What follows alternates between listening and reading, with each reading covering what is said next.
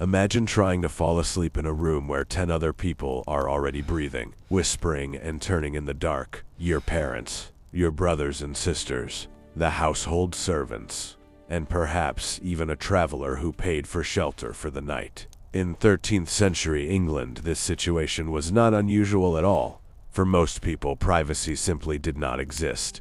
Beds were not personal possessions. They belonged to the entire household. And the idea that every individual should have a private room was something medieval people rarely experienced. To understand how people lived in England during the 1200s, we have to set aside modern expectations. The most homes are designed around personal space, separate bedrooms, closed doors, quiet places where someone can be alone. But medieval houses were built very differently. For most ordinary families, the entire home consisted of one single room, where nearly every part of life happened together.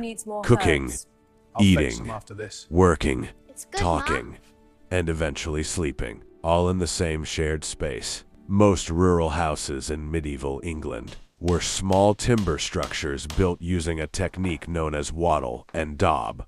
Wooden beams formed the frame of the building. Between those beams, walls were filled with woven sticks and branches.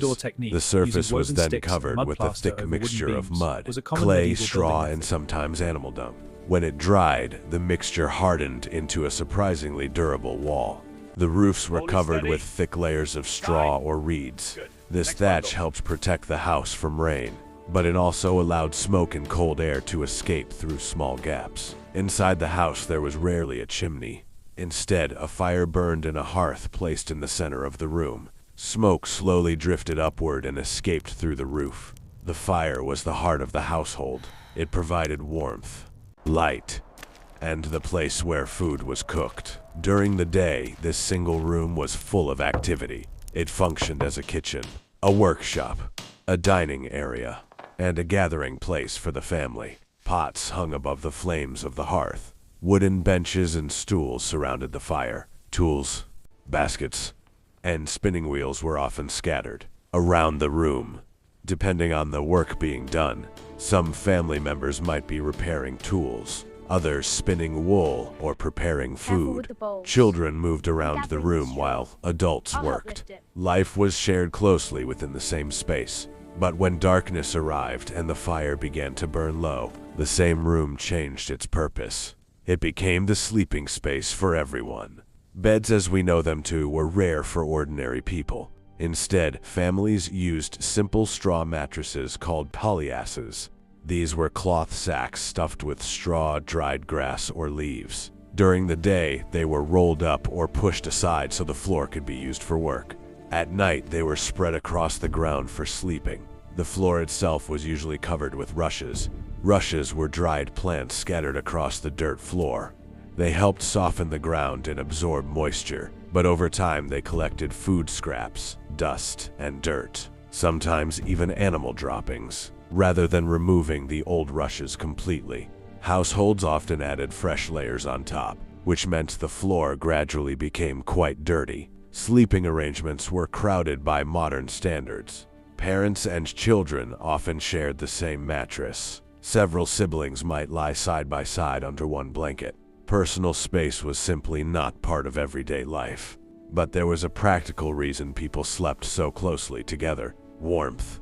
Medieval houses were poorly insulated, and winters in England could be bitterly cold. Sleeping close together helped people share body heat. During freezing nights, this closeness could make a significant difference. Sometimes it was necessary just to stay warm.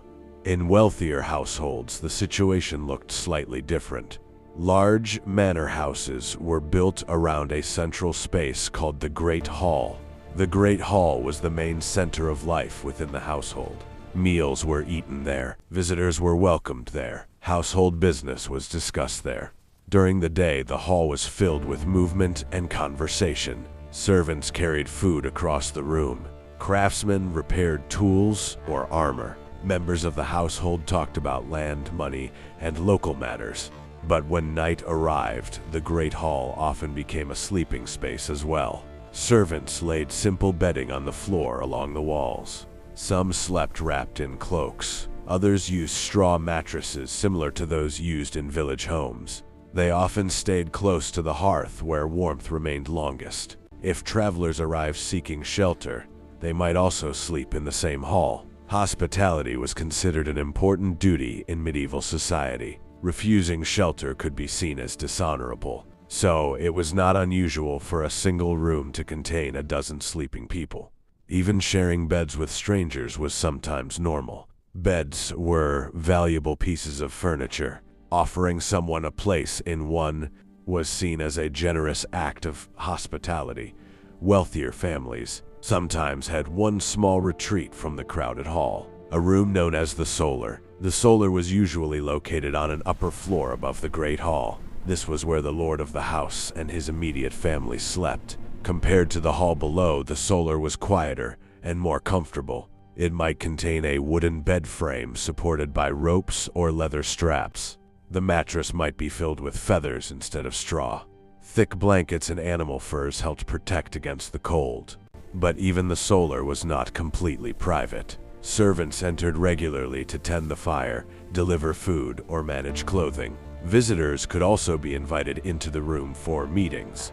True privacy, the ability to close a door and be completely alone, was still rare. Night within these houses was frequently not completely silent. The crackling of the cozy hearth, the rustling of the comfortable straw mattresses, quite peaceful conversations, snoring softly and euphoniously, coughing but not loudly, and the gentle wind constantly pushing against the walls. Once the fire had burned low, darkness swiftly filled the room, leaving only the soft glow of candles flickering. Candles were notorious for being expensive, and were only used when absolutely necessary. Therefore, most people generally laid down, trying to take a sleep while surrounded by others, sharing the same air, the same radiant warmth, and the same limited space. For people living in the medieval era of England, this closely packed, yet comfortably, life did not seem unbearable. It was simply considered normal. Families regularly lived together, serving one another in their tasks. Servants were able to work close by, providing assistance in their roles. Travelers occasionally took advantage of shared shelter. In a world where getting by required cooperation and utilizing all available resources, privacy was not considered a basic necessity or a critical luxury. For most individuals living during the year 1200, privacy was an exceptionally rare privilege. All the changes are essential to create a better understanding, especially for someone who lives in a medieval England.